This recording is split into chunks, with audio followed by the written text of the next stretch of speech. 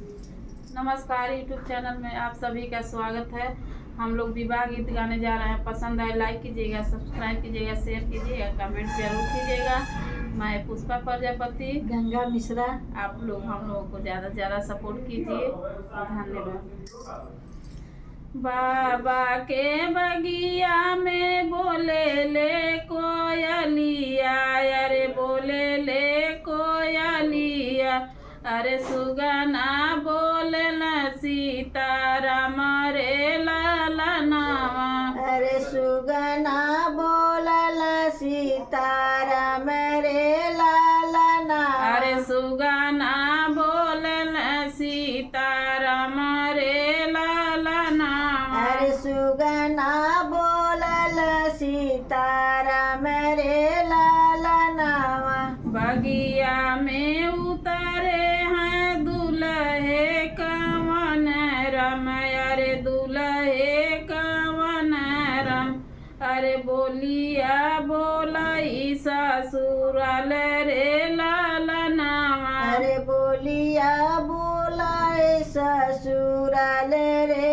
लालनावा, अरे बोलिया बोले ससुराल रे लालनावा, अरे बोलिया बोले ससुराल रे लालनावा। घर में से निकली है बेटी हो कवनी दे, अरे बेटी हो कवनी दे, लिहली बाती बोलवाई रे लालनावा, लिहली बत बोलवाई रे लालनावा, अरे लिहली न बाती बोलवाई रे लालनावा, अरे लिहली न बती बोलवाई रे लालनावा।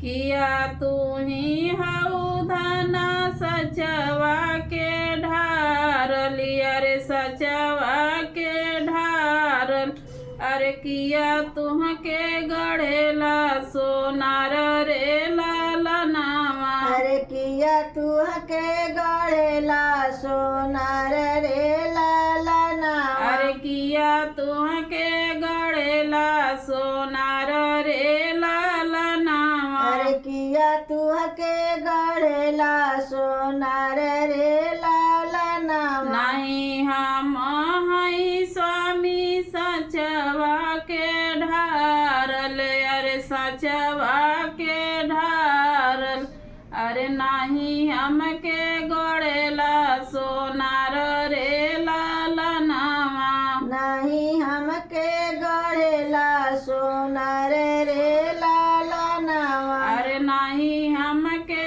गड़ेला सोनार रे लालनावा, अरे नहीं हमके गढ़ेला सोनार रे लालनावा।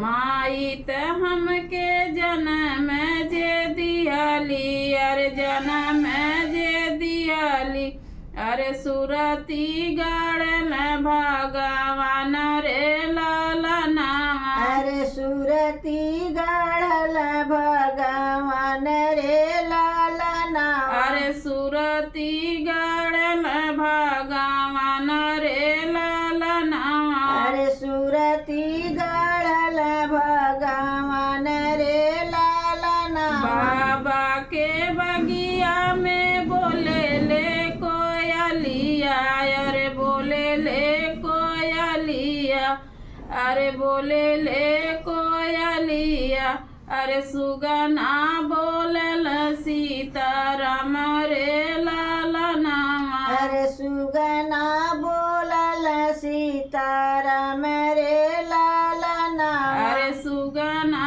बोलल सीताराम रे लालनावा, अरे सुगना बोलल सीताराम रे लालनावा। जय माता जी, धन्यवाद।